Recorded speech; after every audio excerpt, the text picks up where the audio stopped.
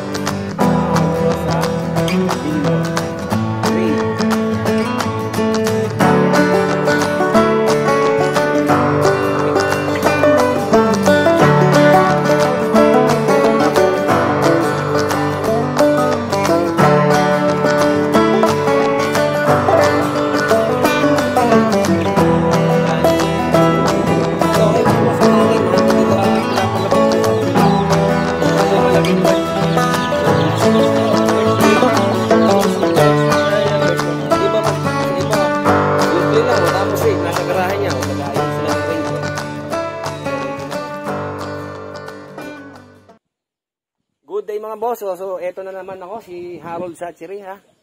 At tayo nagpunta dito ha. Ayan, ang pangako ko sa inyo, pupunta tayo sa mga kaibigan natin. No? Ayan, nandito tayo sa J&J Game Farm ha. Ayan, ang owner niyan ay si Mr. Glenn Harke ha. Glenn Harke. Tandaan niyo yung pangalan niyan, kilabot yan. Kilabot niya may pangalan niyan. Wala pa siya nag-ano siya naglalaba pa. Kasi araw ng paglalaba ngayon. So ayan, titingnan natin yung brooder niya. Kung gaano ka, hindi naman magandang brooder niya. Simple, kumbaga affordable. Saka effective, maganda nagiging resulta ng mga sisiw niya. Walang fatality, walang mortality rate. Ayan, hindi namamatay. Saka healthy yung nagiging sisiw niya. Ang kagandahan nito, kung halimbawa, mahina yung budget mo, mamaliit lang. Ito, yung brooder niya, pwede mong gawin. Hindi ka gagastos na masyadong malaking pera. Diba? Makakatulong sa inyo. Saka, spacious. Pwede mong dalhin kung saan. Kung gusto mo, CCR ka. Hindi ka kasya, siyempre, malaki yun Ang galing! Ayan, preview natin ha, bago natin puntahan. Okay mga boss, swerte pa tayo. May inabot tayo mga stags. Pero ito magagulang na pala to. Mga broodcock na yan. Ayan. Punta natin. Ito mga stags niya.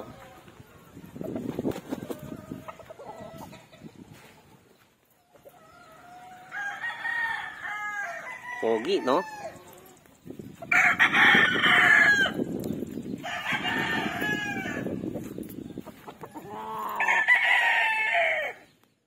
Gilmore. Pure Gilmore.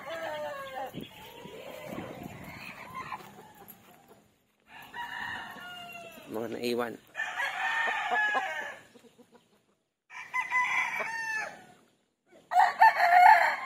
Dito kasi talagang nauubos yung mga stags.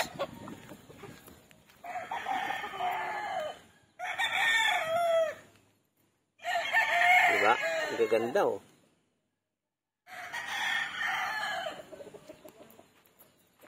Pero alam ko, i-out din niya ito Naka-reserve na yung iba nito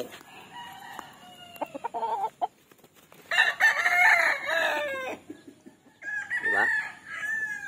Pogi niyan.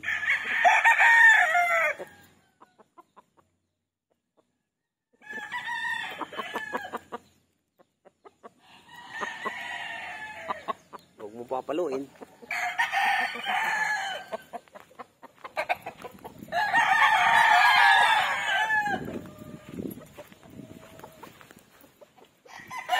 Diba?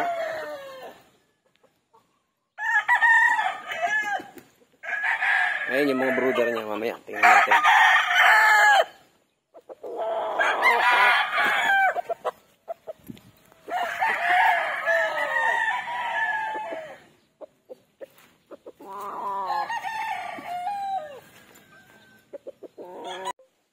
Okay, ito naman. Tingnan natin ang kanyang mga off-season. Pasok tayo. Off-season. 4 months. 4 months na po yung mga sir. Mga boss. Ayan o. Puro males. Nakal na yata yung mga female. Hindi siya nagpapadami. Hindi siya nagpapadami ng female. Parang materialis lang yan. Ayun yung mga battery cage niya. Kayong lalabas.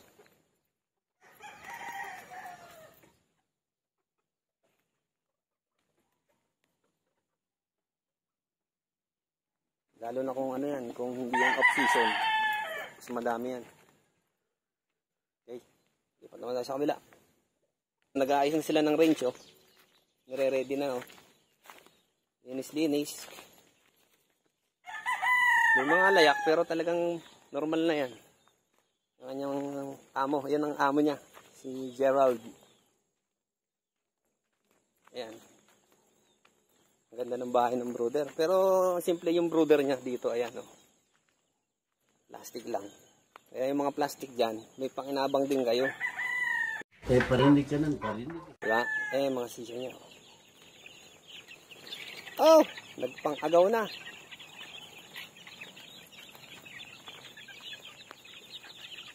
Ayan, oh. Umulan pa dito. Partida na yan, ha. Lalo na kung hindi umulan. Yung ibang mga sisyo, mga basang sisyo, ngayon, oh. Kita nyo, mga tuyo sila, oh. Kasi maganda yung brooder nila. Plastic lang yan. Yeah. Yan, pagka ganyan, mga 1 month na yan. Tapos, pwede din hagisan nyo ng mga kanin-kanin kasi kanya, nahagisan nyo ng kanin eh. Maselan daw to kasi hindi kumakain ng mga feeds talaga. Mga dinurado lang. Sinandoming yung mga kinakain nito eh. De, pero yung kanin, ano rin yan eh? Carbohydrates. So, mababurn din nila yan sa paggagala dito sa range nila.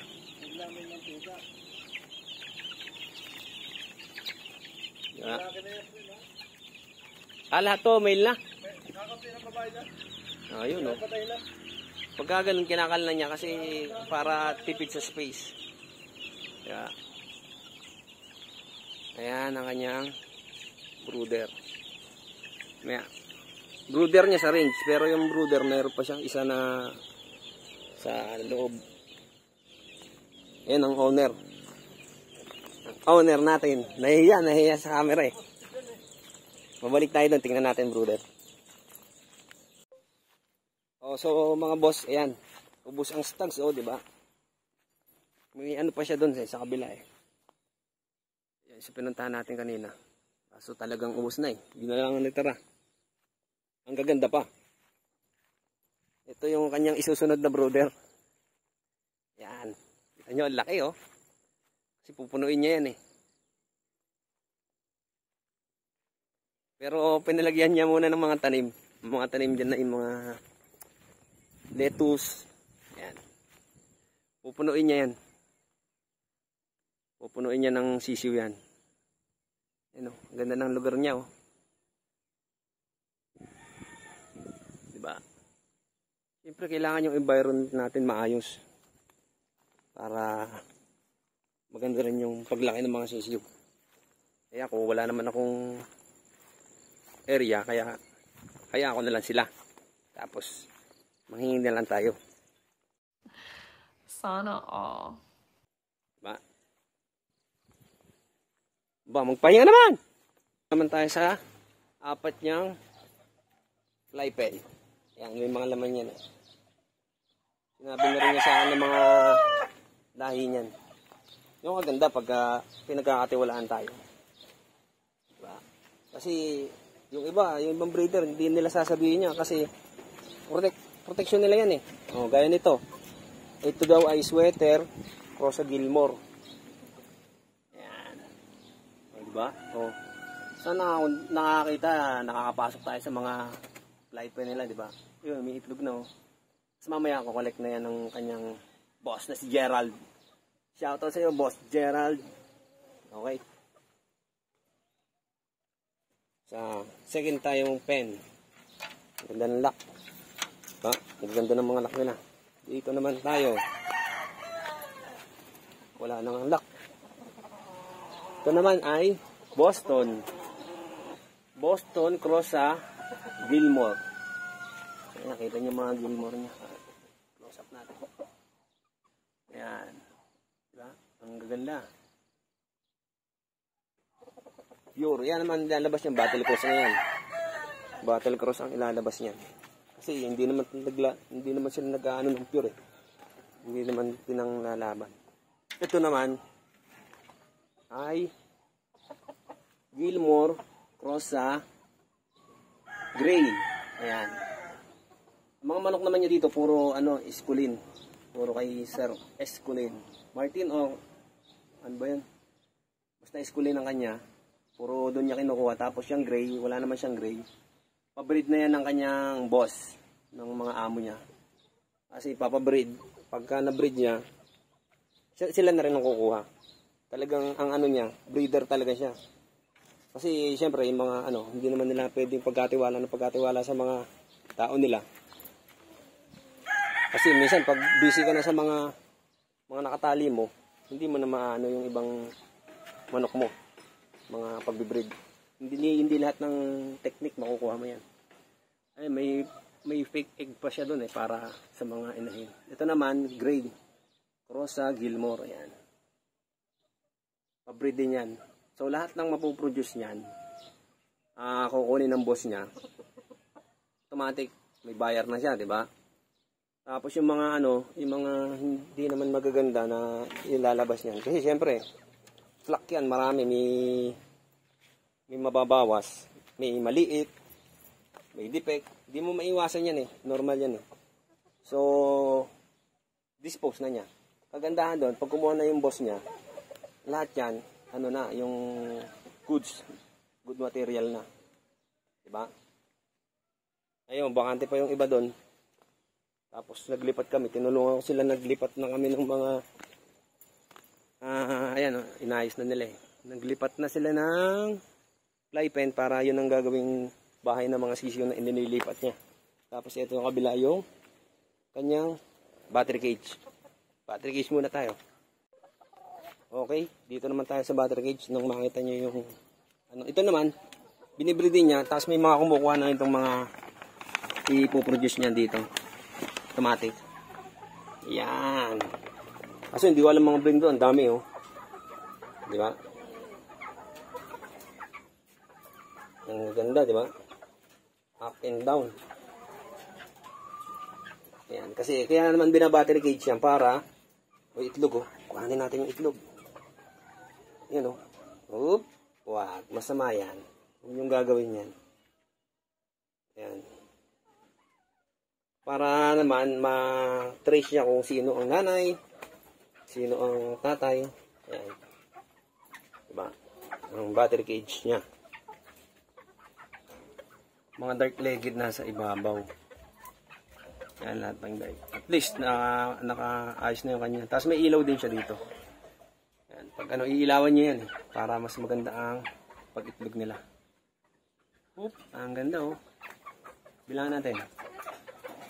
1, 2, 3, 4, 5, 6, 7, 8, 9, 10, 11, 12, 13, 14, 15, 16, 17, 18, 19, 20, 21, 22, 23, 24, 25, 26, 27, 28, 29, 30, 31. Ganun kadami ang binibreed niya. 31 pieces. Bukod pa yung nasa fly pen. Dami. Ang ganda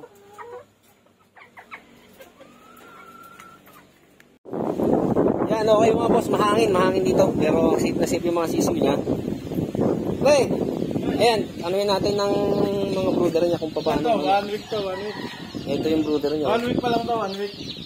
Sa ito? Hindi, 2 weeks yan. Ito mo, sabi 1 week. Ito yung mga 1 week niya. 1 week to, 1 week. Hindi ko pa, hindi ko pa pinapalabas doon sa kabila. Ayan. Kasi malamig pa eh, 1 week. Pero pag maganda panahon, tulad Dami, ngayon, no? naulan-ulan, hindi ko muna pinalalabas. Ayan, lahat po yan pisa sa akin. Pero next mga 2 days, nasa labas na siya, mga 10 days o 9 days, nilalabas na dyan para masanay niya. Kasi 3 weeks, ibinababa ko na sa lupa eh. Pag kompleto na ng baon. 3 weeks, baba na sa 3 lupa. weeks na, no? 3 weeks. Mabilis ang pagbaba Ito sa yun, lupa. 2 weeks, so. Next week ito. 2 weeks. 2 weeks ito. Next week. Ang bibilis, oh. Next week ay na to, ibababa na. Doon na sila nakain para malinis din. Oo. Ayan o. Saan mo naman nakuha yung idea ng brother mo? Marami naman na magagaling, hindi ko kopya tayo. Kinopya. Ako kinopya lang yun, oh. Yung mga boss, oh. Ano lang, oh. Yung mga frame. Oh. Solid na kahoy naman. Pero, plastic lang siya. Plastic. Saka, ito, may hingahan naman. Hingahan siya. Pero sa gabi, lahat ng doon lahat sila. Hindi na, nandun lang sa ipa para mainit. Doon lang sila sa ipapagkagabi. Kasi pag yung body heat na lang nila ito 2 weeks to, 2 batch yan eh. 2 weeks dito. 2 batch yan eh. Yung sa 1 week, ito 2 weeks kasama to. Hindi, yung baga para luwag lang sila. Saka maganda sisiw, hindi stress, no? Di ba pag sa iba, nagliliparan agad eh. Parang natataranta yan, oh. Okay, oh. Plastic lang, oh. Makakamura tayo mga boss dito sa brother niya. Saka pag nasalpok ng araw, nainit eh. Pag hapon, nainit dito, salpok ng araw. Oo. Nainit din sila. Hindi yung nakakulong lang na hindi na nasisikatan ng araw. Kulang pa nga to. Dapat pagawa pa ako ng mga 3 pa o 2 kasi national. Maraming lalabas na national eh. Ayan. Tapos, siya lang nakita kong karamihan ng early bird sa mga customer ko eh. May mga sikreto to eh. Meron pa tayong mapipisa, di ba? 200 plus pa yun ah. Sana mapisa lahat. Saka tatanungin to pagka follow nyo lang ako ng ipalo para itatanong natin sikreto niya. Kumbaga, may kasi yan, may age ng pagpapaitlog ng early birds. Hindi basta sasala ka. Huwag mo sabihin at Hindi may pwede yun. Matatakam mga ating mga mga manonood. May edad yan talaga.